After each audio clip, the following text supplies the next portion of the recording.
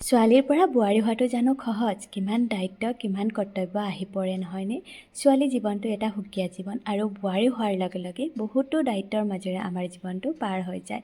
আজি আকৌ কামৰ মাজেৰে ভিডিঅ'টো আৰম্ভ কৰিছোঁ। ৰাতিপুৱা শুই উঠি আহি ডাইৰেক্ট পাকঘৰতে আহি গৈছোঁ।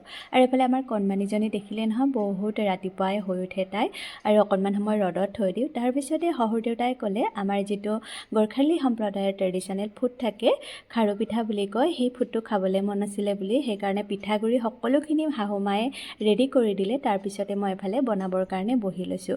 যিহেতু সেইদিনাখন মই ঘৰৰ পৰা আকৌ ৰুমলৈ আহিম আৰু পূৰা সোনকাল কৰি আছিলোঁ, যিহেতু ভাত খাই মেলি গোটেই কাম শেষ কৰি মেলি আহিব লাগিব। সেইকাৰণে মই এফালে ৰুটি বনাই আছিলোঁ আৰু মোৰ জাজনীয়ে ভাত চব্জি বনাই আছিলে। তাই ছোৱালীজনীকো চাবলগীয়া যে শাহুমাই চাই আছিলে ছোৱালীজনী, তথাপিও ছোৱালী যিহেতু আমনি কৰি থাকে তাই ছোৱালীজনীকো চাই আছিলে আৰু ভাত চব্জিও বনাইছিলে। ভাত খাই মেলি আজৰি হৈ ফেলে আকৌ ওলাই আহিলোঁ। ৰুমলৈ আহিবৰ কাৰণে পূৰা ওলাই মেলি ৰেডি হৈছোঁ। ল'ৰাটোৱে বেগ লৈছে, দেখিছেনে?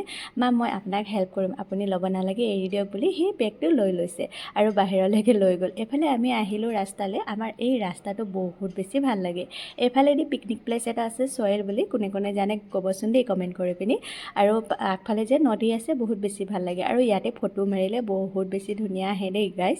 আৰু এইফালে মোক শহুৰ শাহু লগতে জা সকলোৱে আগবঢ়াবৰ কাৰণে ওলাই আহিলে। টমটমৰ কাৰণে মই ৰৈ আছিলোঁ আৰু এটা টমটম যিহেতু পাৰ হৈ গ'ল, তাত মানুহ আছিলে সেইকাৰণে নুঠিলোঁ। আকৌ আৰু এটা টমটম আহিলে, তাতে উঠি পিনি মই আহিলোঁগৈ। আৰু আমাৰ কণমানিজনীক এৰি আহিব মন নাছিলে, তথাপি আহিবলগীয়া হয়। আজি ভিডিঅ'টো ইমান আছিলে।